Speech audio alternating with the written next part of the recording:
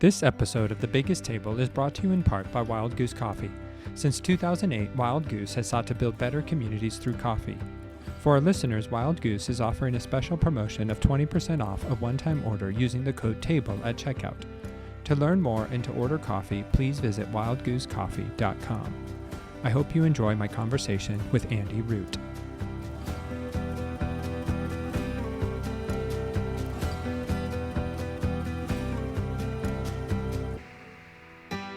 Hello, and welcome to another episode of The Biggest Table. I am your host, Andrew Camp. In this podcast, we explore the table, food, eating, and hospitality as an arena for experiencing God's love and our love for one another. And today, I'm thrilled to be joined once again by Andy Root. For those of you who didn't listen to the first episode, Andy is the Carrie, Olson, Baalson Professor of Youth and Family Ministry at Luther Seminary in St. Paul, Minnesota. Lately, his work has centered around the intersection of faith and our secular age, having completed his 6-volume series, Ministry in a Secular Age. Like I said, he lives in St. Paul with his wife, Carrie, who's a Presbyterian minister, and they have 2 kids, Owen and Maisy, and a dog. When he's not teaching and writing, he watches a ton of TV.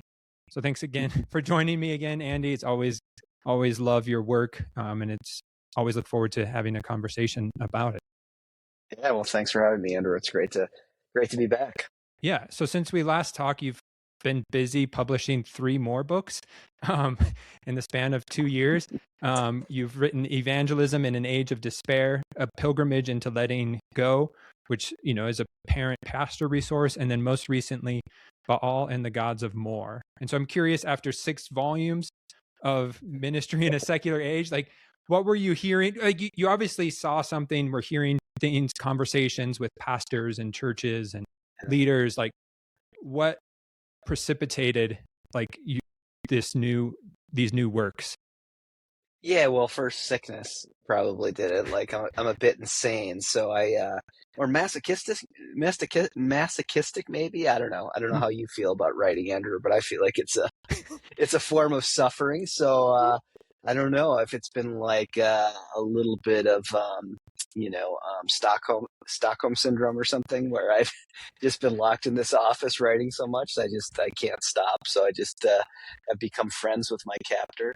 But actually, coming to the end of the 6 volumes of Ministry in a Secular Age, the truth is like the evangelism book and this Baal book really could be volumes 7 and 8 in that, but we had lied to all of the readers at the beginning, saying it was going to be 3 volumes. That ballooned to 6 volumes. So It just felt like Jeremy Wells at Baker and I just felt like, I don't think we can get away with like volume 7 and 8 and 9 and who do you think you are, Karl Barth? Which is I don't. So we had to stop at 6, though.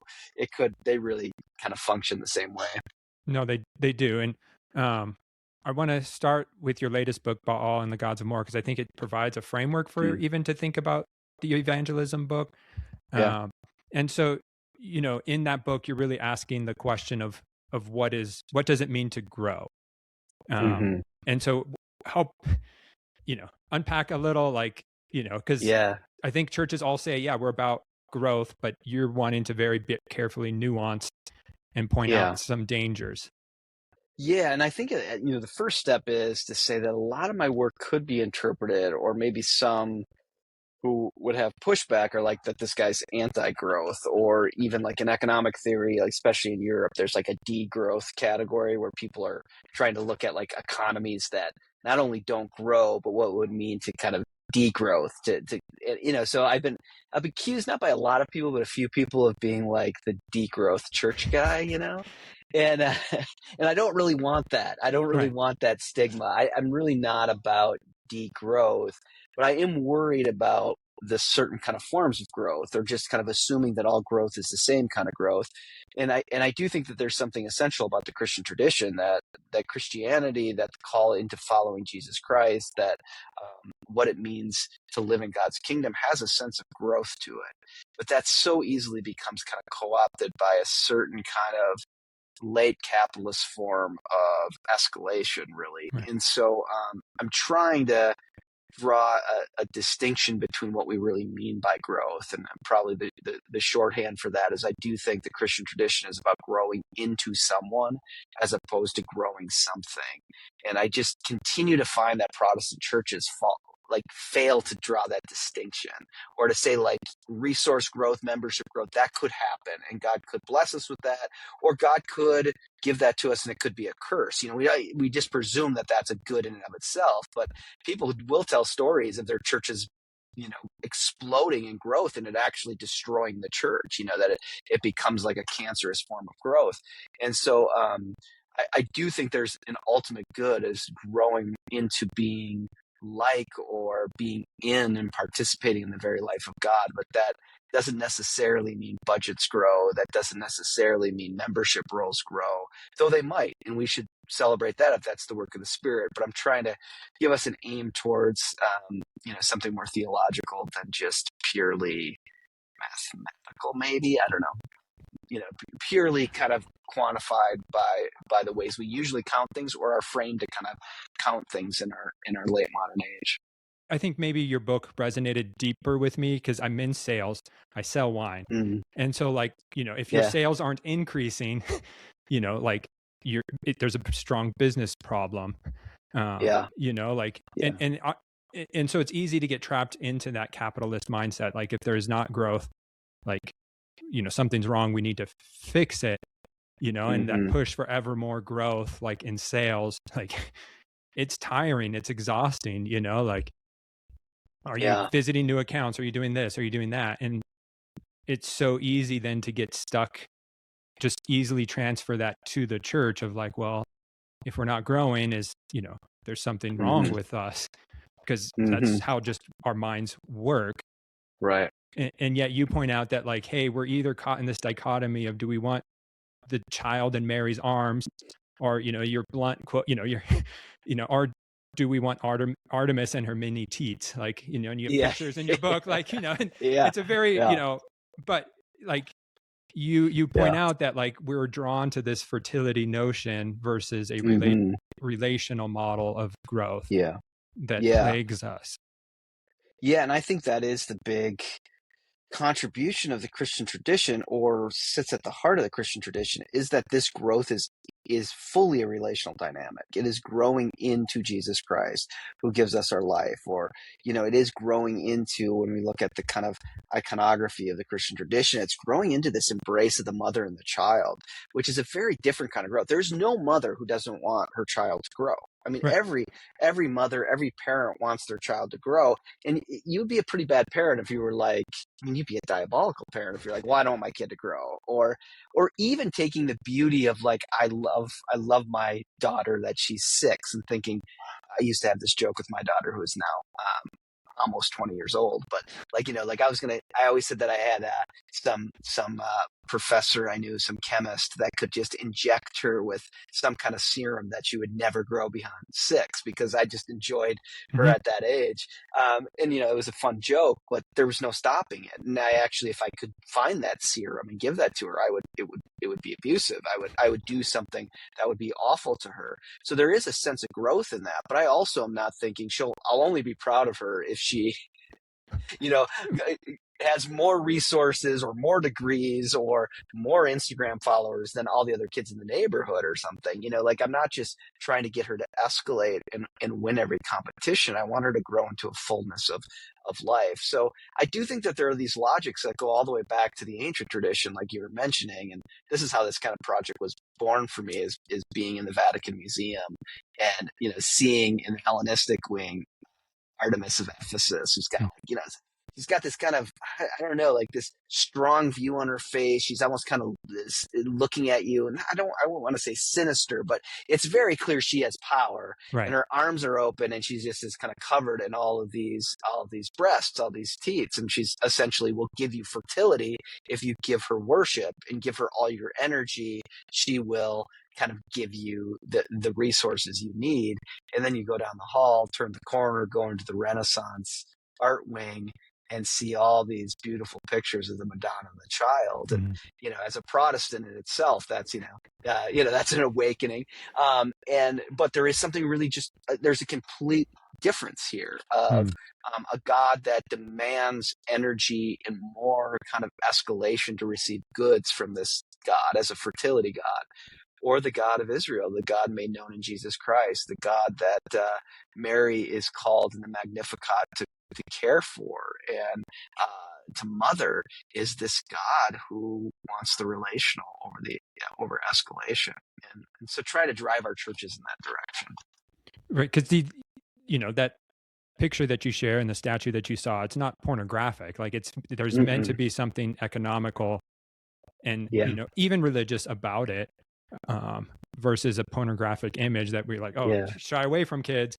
Right. There's no kind of titillation in it at all. No. I mean, it is this kind of forcefully, like, she provides you. There's a transactional reality. You give, your sweat, your blood, whatever kind of form of worship that is, and at least these statues of Artemis are very much this kind of. I'm not an Artemis expert, Near East religious expert. So maybe someone will be like, well, actually, in this oracle, she's very kind of compassionate. I don't know, but the statue, for the most part, and we see this in First and Second Kings with the fertility god Baal, where it just demands more and more acceleration of action, which is one of the interesting dynamics with Elijah, where Elijah kind of mocks them in the battle with the Baal priests. It's like, maybe you should be louder. Maybe you should dance harder. And we kind of get this mocking, cartoonish sense that he lays back and sleeps. But there's also a theological dynamic in this, that the God of Israel does not demand more and more escalating effort, because this is just like Egypt. Right. That's what Egypt demanded of you, that you would work harder, that you would do all this for those Egyptian fertility gods, essentially, and for the Egyptian empire.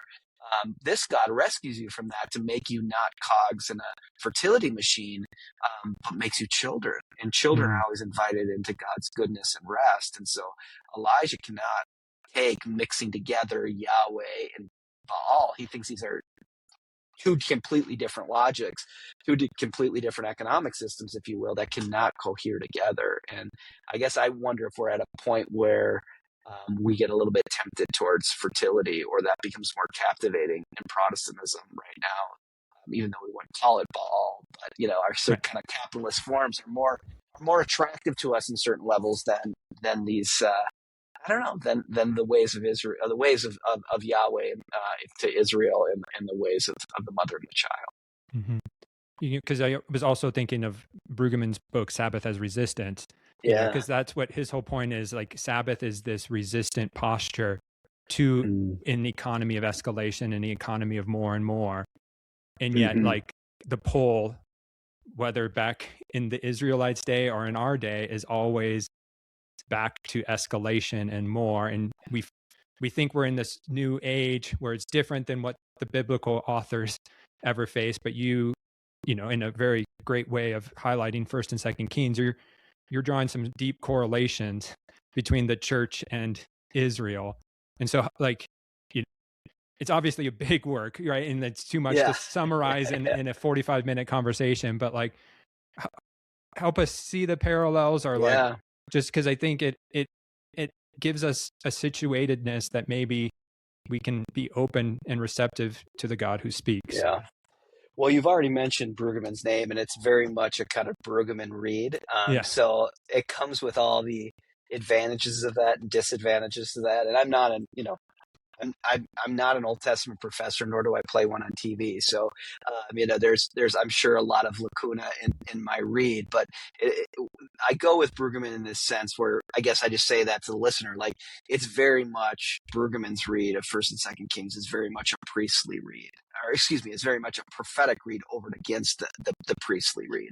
And so, I'm trying to look at this in a more contemporary way of thinking about how certain ways we think about capital get escalated, and building off the German sociologist Hartmut Rosa, who he's talked about, your society actually is modern. Back to your selling wine, like, you're modern when you maintain or sustain your society by growth. So the wine business, your company, is only sustainable if it keeps moving product.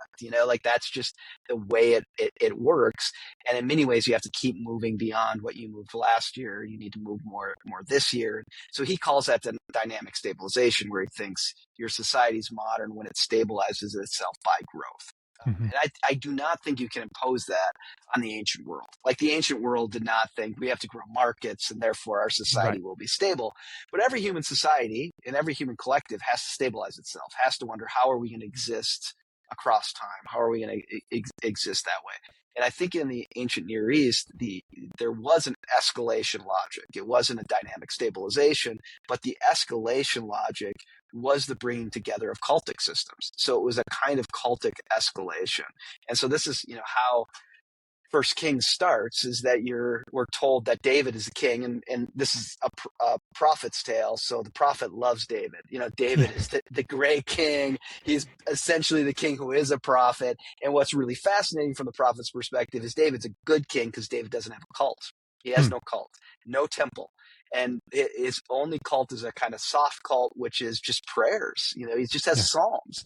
There's not an intricate kind of cultic system with all these big temples that would reflect anything like Egypt. Like if you even today do a trip down the Nile, you just go from huge temple to huge temple to huge temple. Like the Nile was just littered with all sorts of incredible cultic systems. And David doesn't even have, in his own city, doesn't even have a temple in it. But then Solomon comes about, and he does. Right. Solomon becomes the great king, and you kind of get this feel from the prophet in the first chapters of First Kings, is like a little bit worried about Solomon because he does some crazy things, but you cannot deny this is golden era. Like this is the golden time for Israel. Like they are the top dog, and these are great times. And so we are told Solomon is like his father David. He does this and that, but then we're also told these things like he also burnt a lot of offerings in high places, and he did marry an Egyptian princess and bring her into David's city. And the idea of that, of course, is when you marry, the wife brings in the cultic system of the other land, because it makes the king more powerful then, because then you have more gods to provide for your people. And so the idea that I'm trying to get at here, that maybe more than just the exegetical points, is that I think in First and Second Kings, Israel's on the downside of a golden era. And in a sense, you're getting every king after Solomon is trying to get back to this golden era and feeling the kind of pull down the other side of it. And I just kind of feel like that's where American Protestantism is. Like we are on the downside of a golden era. The mid 20th century was a golden era for American Protestantism. And when you're on a downside of a golden era, you get very tempted towards trying to mix together things that can't be mixed. Mix together Yahweh and Baal, mixed together late form growth capitalism and Protestant Christianity of the theology of the cross. You know what I mean? Like prosperity gospel and Paul's epistles. Like these things don't really kind of go together, but we feel like we have to. Or Silicon Valley based kind of innovation capitalism mixed with with this sense of the biblical text. These things don't all go together, but we feel tempted to try to find them. And that's really how I read the Ahab story, which is kind of, I think, the epic story of the two Kings books. Is it really is, Jezebel is not, I mean, we say this in Christianity, in kind of Christian culture, like Jezebel is the sexual temptress, and she's not that. I mean, that's unfair. She's an MIT, Harvard trained economist. And what she's brought in to do is to try to give the Northern Kingdom a economic boost. Like that's her thing. Like she brings in those cultic realities, but they're supposed to bring Israel on this downside, some kind of economic growth. And this is what Elijah just can't stand. He just cannot. He just does not think Yahweh and fertility gods, these are not things that go together. And so that's what I'm trying to get at, but really say that the temptation is always there when you feel on the downside of a golden era. And I think that's where we are in Protestantism. Right, because you situate, the first half of the book is really situating the church in the post 1970 or this post Christian or America's special century, which the GDP growth, and what we saw, the economic growth. And you even point out that in times of economic growth, the church grew faster and better, I guess, than in slower GDP times. And so Yeah, it's a crazy American phenomenon that for some reason it's not as true in Europe. And I don't know. I mean, I guess I don't have statistics, say, in the Southern Hemisphere, but I think it's a very true American phenomenon when GDP growth goes up and people have a sense that their standard of living is expanding, they go looking for a Protestant church. I mean, it's a very bizarre thing. And so, like from the mid 1950s, essentially till the end of the 1960s, early 1970s, there was just incredible amounts of GDP growth. And it led to really full churches. And so most pastors didn't even have to think about growth because it just happened, you know? Yeah. And in that post time, and then, in the 80s and 90s, we saw mainline decrease, but evangelicalism, American evangelicalism maybe grew in different ways, and, but I think post 2000, I think, there's a decline and everybody's feeling it. And you even point out that the anxiety and unhealthy nostalgia for golden times is too much for many people. And like, I've felt that. Like I've talked to other people and I've mentioned, I'm like, I don't know what American exceptionalism is. Like, because post Columbine, really, like, I think, there's not, yes, we've seen some economic growth, but it's not that sustained GDP growth you point out.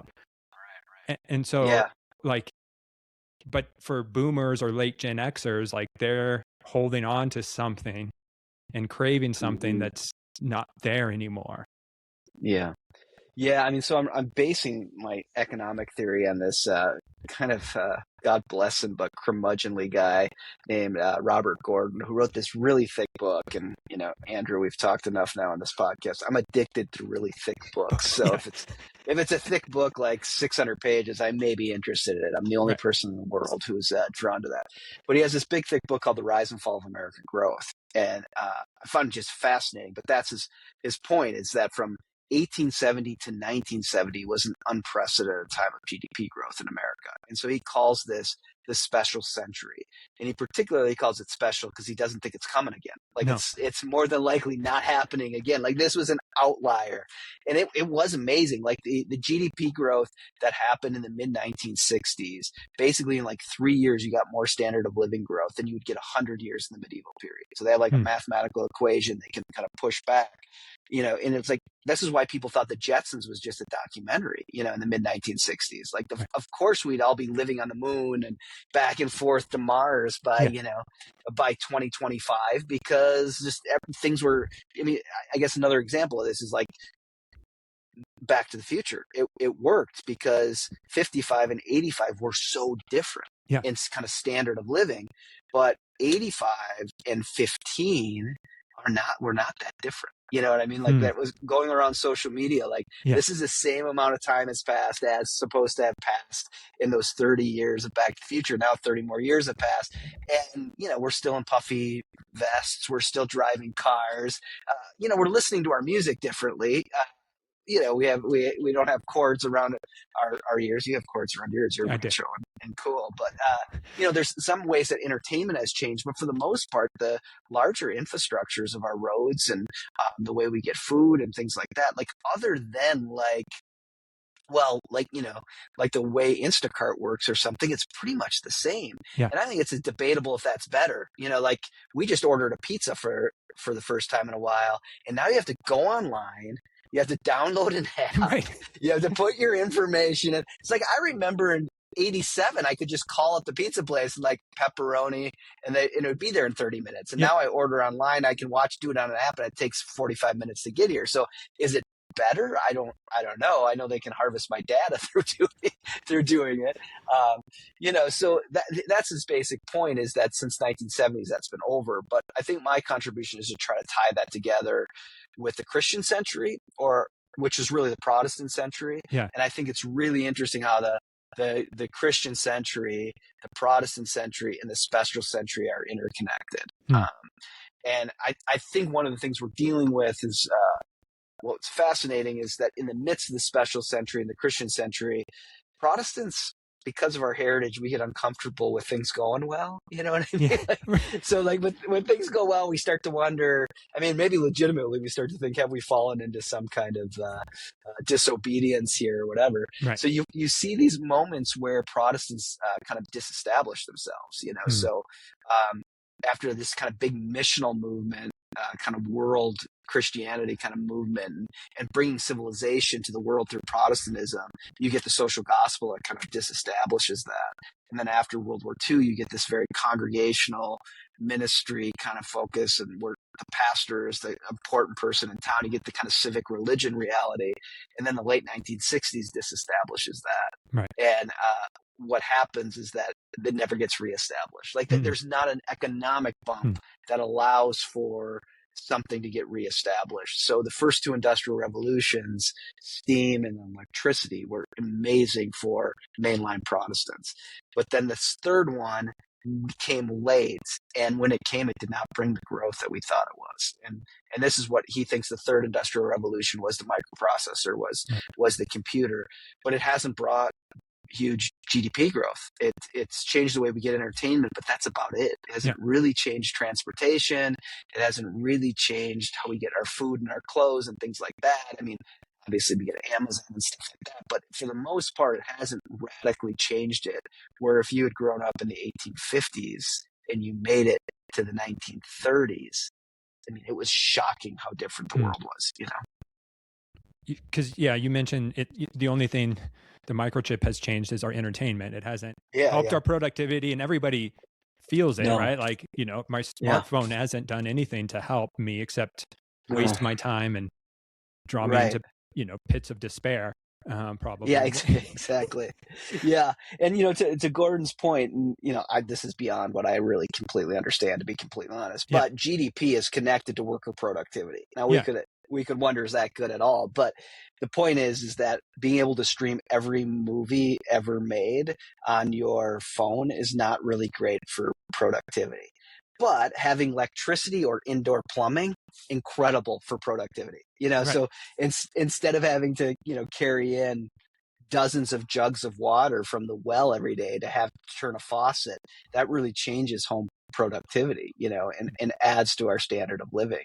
And so Netflix has given us every piece of entertainment, but it hasn't made that easier, but it hasn't really made our lives that different, besides being able to numb ourselves maybe a bit.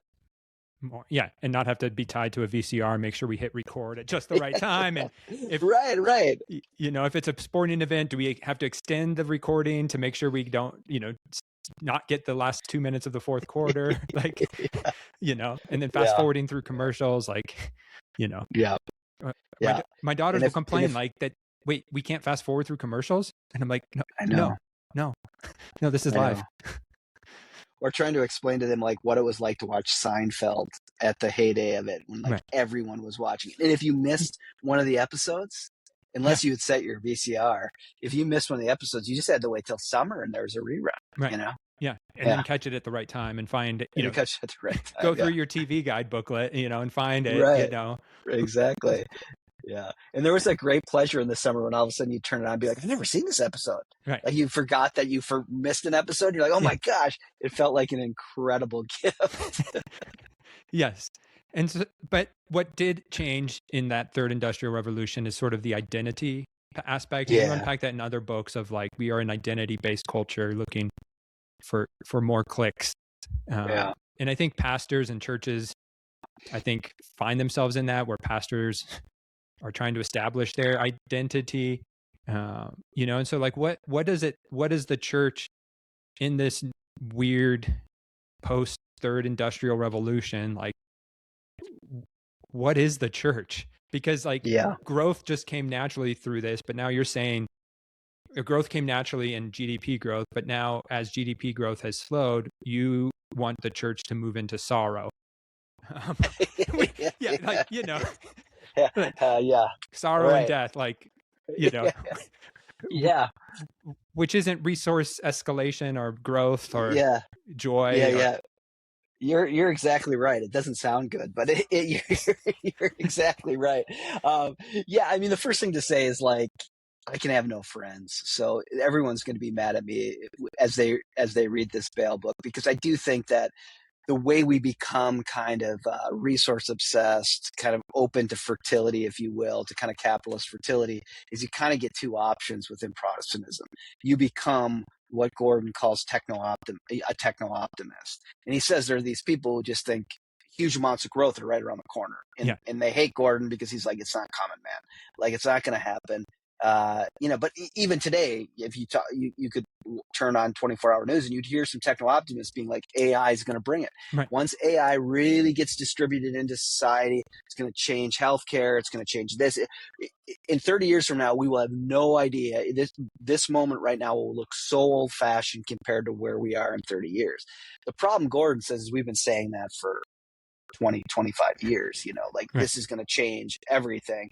Maybe it will happen, but he's doubtful that it will have like these great economic changes. So, but you see this within the church, is that there's techno optimists everywhere. Like, if we could just find the right way to preach, if we could just get the right program, if we could just help pastors learn to be innovators, think of their local communities in more entrepreneurial ways, then we would get the growth that would save us. But the other side of this is that the techno optimists and denominations usually have their enemies are the identitarians, as I Right. call them. And what I think is fascinating about identitarians is there's a lot of talk of kind of justice and things like that, which there's something legitimate about that. Just like there's something about creativity and the need to kind of get creative that the techno optimists are right about. Like we shouldn't be against those things. But there is a way, and this is kind of based off the sociologist named Castiles, who wants to talk about how in this third industrial revolution, that identity kind of gets disconnected from communities, and that it can be kind of recognition for identities can become a capitalist pursuit. Right. And I mean, he starts writing this on the early days, like in the late 90s of the kind of boom of the internet age. And really didn't see social media, but in social media, that's really it. Like it's a lot of identitarian talk to try to get recognition. And so I'm just trying to point out, and this is where I can have no friends, is that both tend to be very capitalistic, Right. like the techno optimists tend to be real friends with like capitalist forms. We need to escalate, but the identitarians try, like they'll give us some hardcore Marxist critiques of capitalism, but there is a kind of capitalist logic in here of what it means to kind of win recognition, and which identities need to be affirmed and which don't, and how the debates work with that. And so I'm trying to point that out, and it's going to Yeah. make everyone very angry with me. But I think both are very susceptible then to fertility gods and these kind of escalating capitalist forms, and thinking that stabilization is based on that. So we either got to find the right innovations, or we got to identify the right identities and affirm them, affirm without ever any end. And those are the only things that will save us. And I hear it all the time. I hear like no seminary will exist unless they move towards techno-optimism or move towards identitarianism, because you won't have any resources. You'll either have no students or no donors, or one or the other. And you start to see why Baal is really attractive. You know what I mean? Like, Right. Yeah.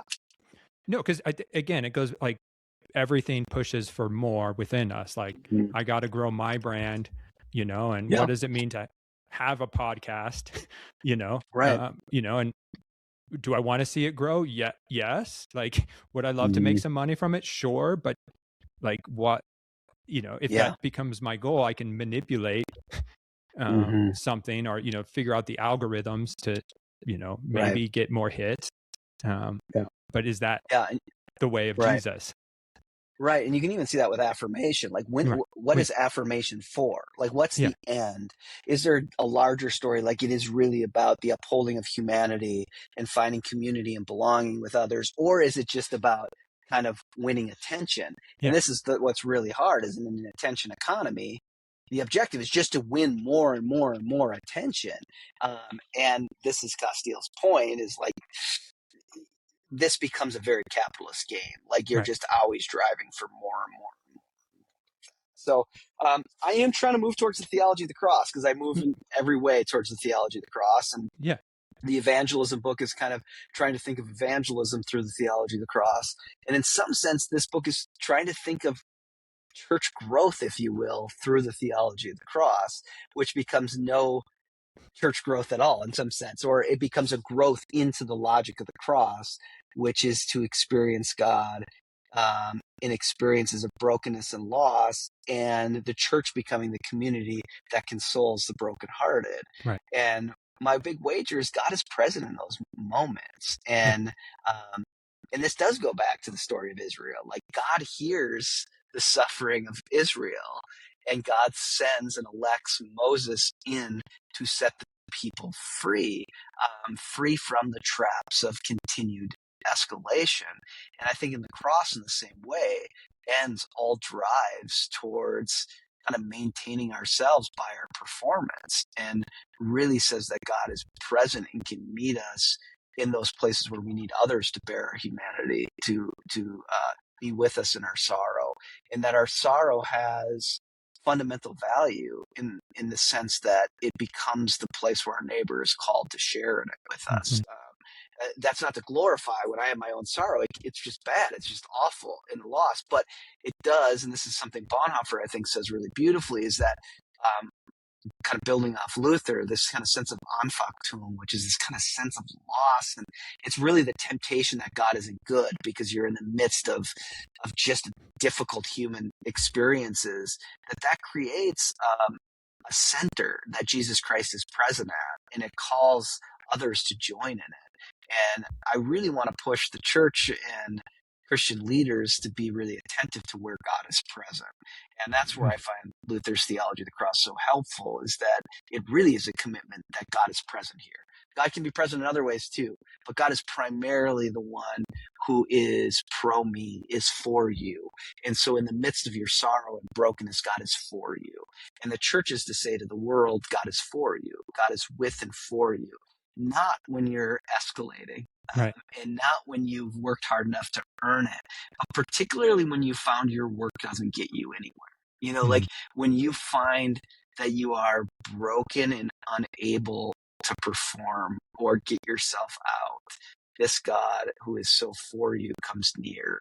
And those are what I'm trying, the kind of the tones I'm trying to hit, which exists. I mean, they exist still with mothers and their children. Right. And that's why I think the iconography of Mary and Jesus are so profoundly important for us.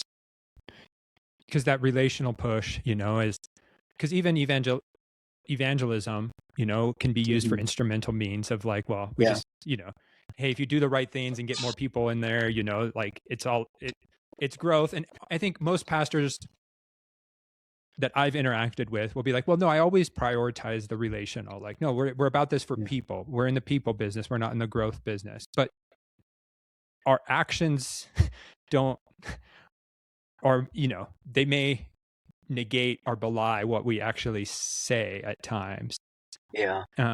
But your call is to share in the sufferings of other. Like, how do we be more relational? And that's like, it's a fine line. It feels like it's like, it's not either or black or white. It feels like, but it's this fine line that, it's a tightrope. Yeah, it is. And familial analogies I think are helpful. I mean, like, to think you're not a good parent, you're not a good dad, you're not a good mom if you don't care about sustainability, or you don't care about, if you don't care about your family having a future. There's a responsibility. Part of the office of being a parent is thinking about, how are we going to get to the end of the year? How are we going to get to the end of the month? How do we sustain this? The question just that becomes, is it only dynamically? Is it only growth of capital that does that? And I think, this is the question. What sustains us is a question of salvation. So it's like a fundamental theological question, because I think this will happen in churches where some people will say, okay, Pastor, that's great that you care about that God stuff, but we need the adults just to worry about how we're going to get the budget passed. You know what I mean? Like, we just need more money, as if that, as if the theological spiritual realities are one place and that just the pure finances are another place. But these things are deeply interconnected, because they are stories of what saves, what makes us long for the world? What continues to give us a home, a place to belong that we can hold together? So it isn't zero sum where it's like, don't think about this.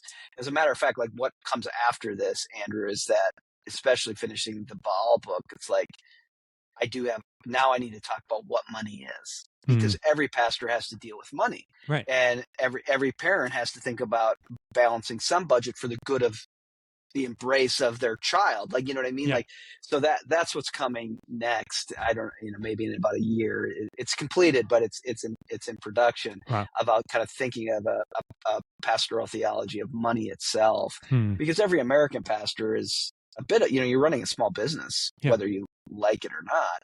So at that level, it's like, so I don't want to fall into this logic of escalation and completely serve the God of dynamic stabilization that comes as, capital in our late modern form. But what do I do with money? Like, how do I even think about money theologically? So that's the kind of next move. So you're right. I'm just trying to say there's something really important about money, but all the more so we have to think about it theologically and how it then moves us. I mean, this is the little teaser to the next book, how money itself becomes a relational dynamic. Money is relational in and of itself and not just an instrument. And that's the kind of through line of all my work, is I just fear modernity turns everything into instruments and then therefore instrumentalizes everything. And I just don't think the God of Israel, the God known in Jesus Christ, is about instrumentality, but about deep forms of relationality that all the traditions have called this. I mean, sacramentality is a deep relationality. Right. Theosis in the Eastern tradition is a deep one. In the Trinitarian traditions, hypostasis is like this. These are never instruments. These are what it means to be caught up. I mean, Pentecost is being caught up in the Spirit. These are not just instrumental realities. And yet I think what modernity does is instrumentalize everything. So I'm trying to go to every form of ministry and trying to cast out the demon of instrumentalization, if you will. I think it's valid. And I think, to draw it back to my wine work, I work for a small wine distributor. I don't have quotas to meet. The wineries we represent aren't saying you need to meet this quota, or like my company's not saying I need you to sell X amount of cases of a really bad wine because we're at, like I can go to my account, my clients, and be like, hey, what do you need? How can I serve you? Versus, I have friends that are with bigger companies and it's the end of the month and they're like, I need to sell $12,000 more or else I'm in trouble. Like, and again, like I want to see growth. I want to see more sales, but like, I'm hoping right or wrong that maybe caring about the relationship with my accounts or saying, hey, how can I serve you best? What do you need versus what does my company need might actually help and pay off in the long run.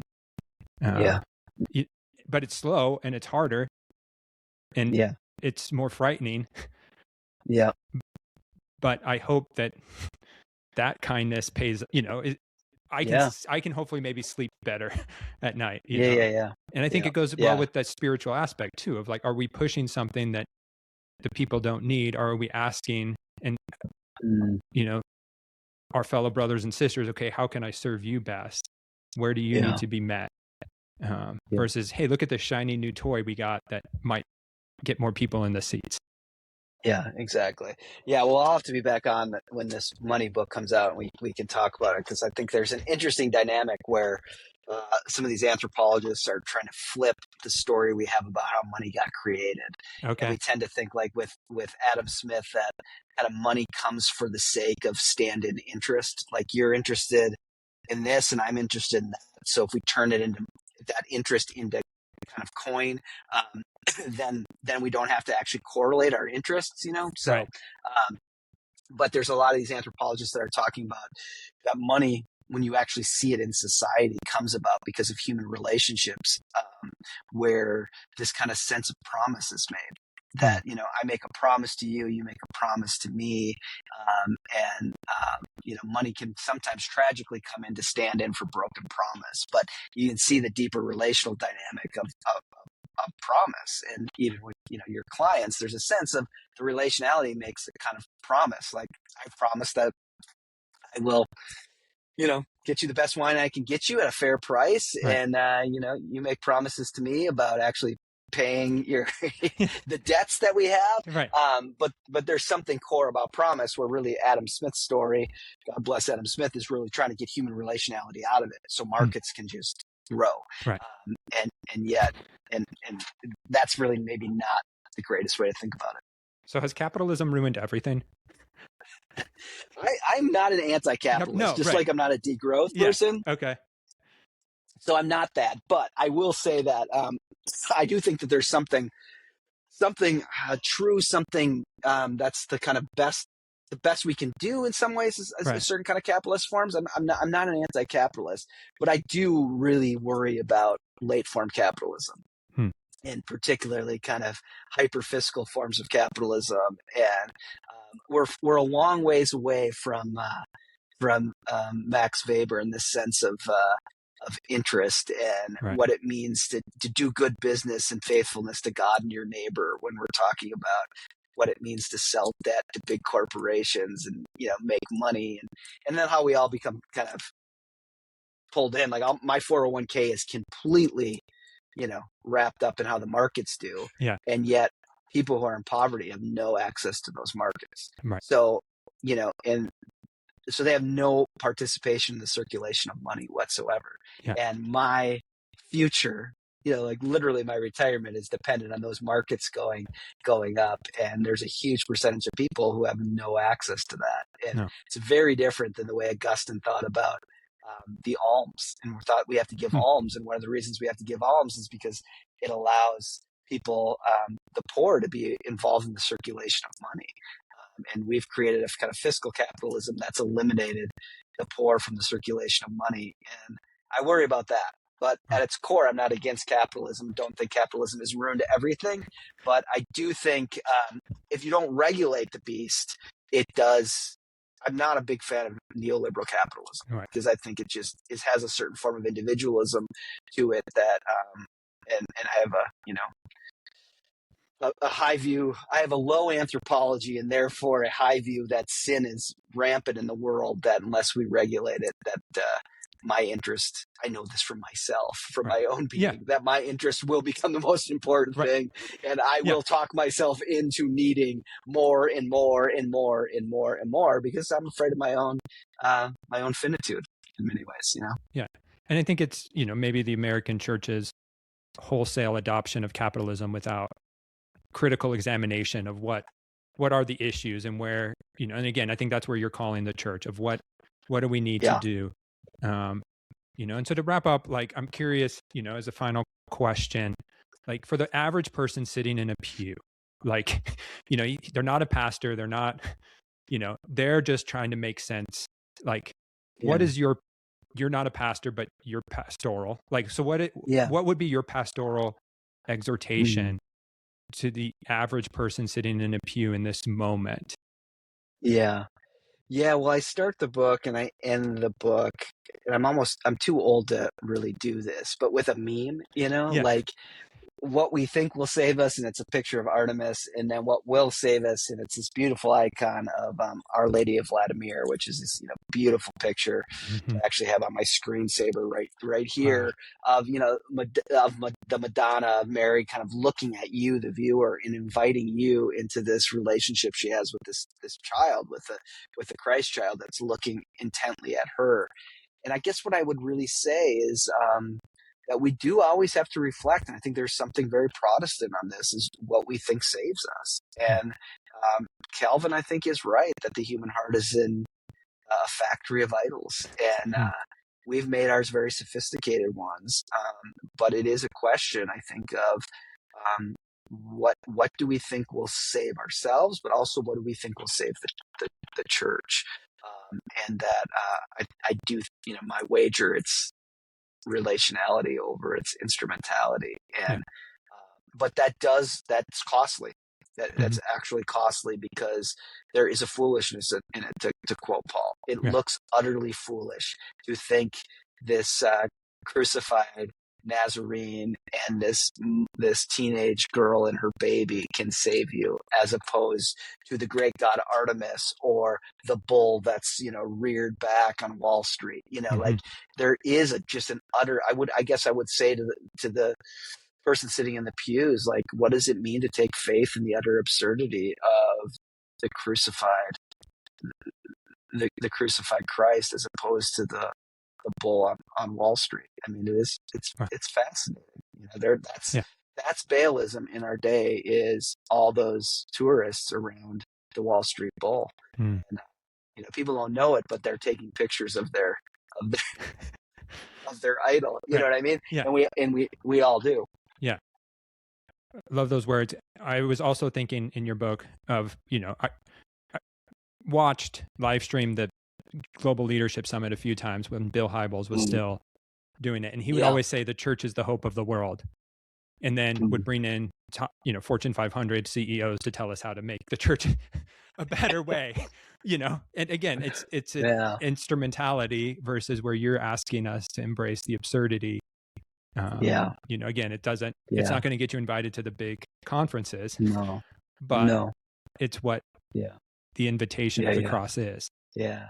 And it is amazing to think that if Jesus was doing that, a la Matthew, the Gospel of Matthew, he would say, the church is the hope of the world, and then bring, a 6-year-old up there and like stand with them and, become like one of these if you would like to enter my kingdom. Is very different than, optimize and learn to innovate or, do all the things that the CEO or the great activist does. But what does it mean to be like this child? Yep. So I appreciate this, Andy. I've always loved your work and appreciate the chance to converse and draw out some ideas. If people want to find you, where can they, find your work? If people really want to escalate my, my social media handles, performative contradiction completely. I know. It's the world we live in, right? Yep. Like we both said, we're not anti-capitalist. No. We're just trying to stay out of the teeth of it. But I have a website that's andrewroot.org, and that's probably the best place to go. So people can find me there. Awesome. Yeah. And again, do pick up Baal and the Gods of More. I think it is a fascinating look at where we are today and what the church is called to. If you've enjoyed this episode, please consider subscribing, leaving a review, or sharing it with others. Thanks for joining us on this episode of The Biggest Table, where we explore what it means to be transformed by God's love around the table and through food. Until next time, bye.